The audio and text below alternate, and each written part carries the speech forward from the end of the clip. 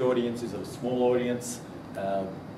Age range, are we talking Gen Ys? Are we talking adults? Are we talking a mixture of Gen Ys and mature people? It's going to be difficult. And the reason is, how familiar are they then with the topic that you're going to choose?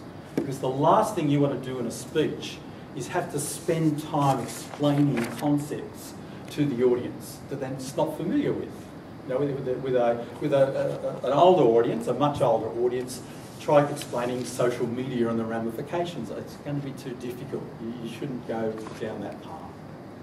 And then finally, is the actual profile of the audience. Have they had similar experiences to you, have similar educational background and so on?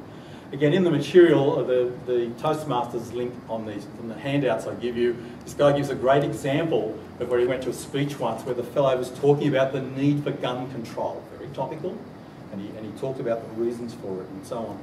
What he didn't realise, we found out very quickly when they sat down and the chairman got up, was that most of the audience were hunters. That was one of their hobbies, and he just didn't pick it, he didn't see it. And he explains in the quite funny article about what happened after that.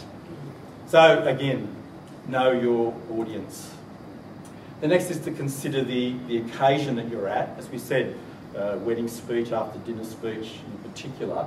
Does it actually have a specific purpose? Are you there for a specific reason? You need to find that out. If so, then is there actually a theme for this occasion that you're at? I'll give the example in a minute. In particular, obviously how long have you got and where are you in the order of proceedings? And then what happens after your speech? And I'm trying to think of an example closer to home, although this didn't happen. I had to speak at a school event, primary school event. And just think of the example where someone speaks at a school event and the purpose is to, to maybe to inspire the students, the young students, to get on there, learn, just go anywhere, do hundreds of different jobs and so on, and experience the world. And then for the next item of the agenda to be awarding one of the teachers for 40 years of service at that school. Same job, same place. You just got to know your occasion and tailor your topic to fit that occasion. Know your own abilities. You're at the point now where you're really going to decide something, and it's time to revisit where you're at, because you're about to make the selection of this topic. And you just got to ask yourself, okay, I've got this topic, maybe 1 or 2. Am I really enthusiastic about this? Am I really interested in it? Because if I'm not, that's going to come through to the audience very quickly. So revisit that. Do I have enough knowledge of this topic now that when I get up there, I'm not going to suddenly find myself maybe having to wing it?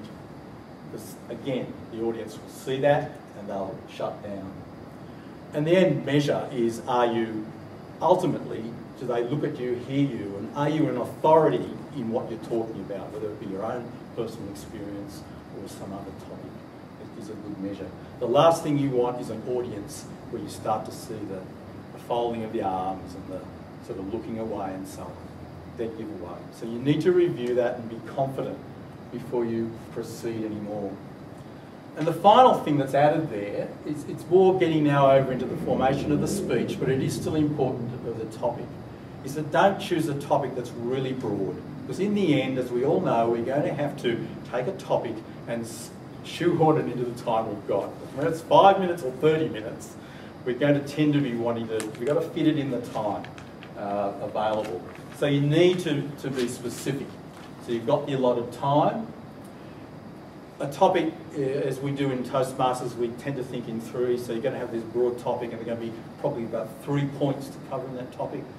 Are those points seriously adding any value to the whole speech? Because if they're not, it's time to maybe, on this particular topic, leave that for another time and choose something else.